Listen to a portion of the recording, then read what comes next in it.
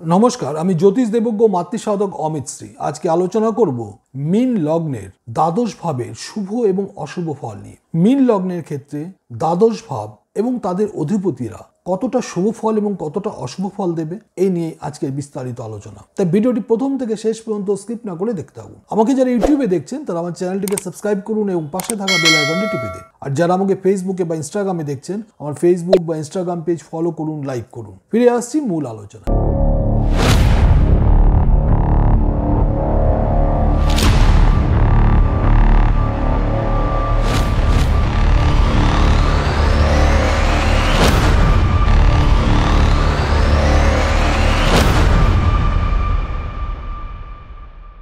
ফিরে এলাম মূল আলোচনায়। আমি জ্যোতিষ দেবজ্ঞ মাতৃসাধক অমিত শ্রী। আজকে আলোচনা করছি কুম্ভ লগ্নের দ্বাদশ ভাবের শুভ অশুভ ফল বিচার নিয়ে। প্রথমেই বলবো রবির কথা। রবি ষষ্ঠপতি হিসেবে উপচয় স্থান, তাই উপচয় স্থান হিসেবে কিছু শুভ ফল প্রদান করবে। এবং যেহেতু রবি পিতৃকারক গ্রহ এবং জীবনী শক্তির কারক গ্রহ, তাই রবি এই লগ্নের ক্ষেত্রে বেশ কিছু শুভ ফল প্রদান করবে এবং কিছু উল্লেখযোগ্য ঘটনা ঘটাবে। চন্দ্র মীন লগ্নের ক্ষেত্রে পঞ্চমপতি হিসেবে শুভ, তাই মীন লগ্নের ক্ষেত্রে চন্দ্রের দশায় অত্যন্ত শুভ ফল লাভ করা সম্ভব।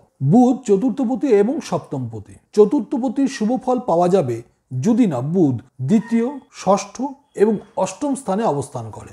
মঙ্গল মীন লগ্নের ক্ষেত্রে দ্বিতীয়পতি এবং নবমপতি।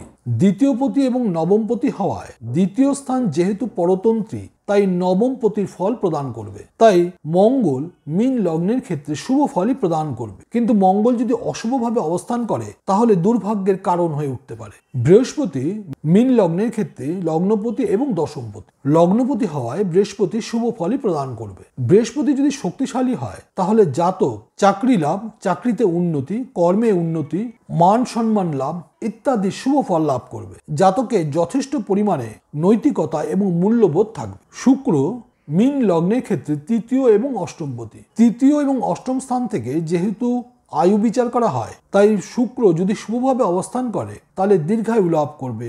অশুভভাবে অবস্থান করলে আয়ু হ্রাস পেতে পারে। শনি মীন লগ্নের ক্ষেত্রে একাদশপতি এবং দ্বাদশপতি। দ্বাদশপতি পরতন্ত্রী বলে একাদশপতির শুভ ফল প্রদান করবে। কিন্তু শনি যদি শুভভাবে অবস্থান করে তাহলে শনির দশায় প্রভূত অর্থ লাভ সম্ভব হবে। কিন্তু শনি যদি অশুভ হয় তাহলে আর্থিক ক্ষতিরও সম্ভাবনা থাকবে।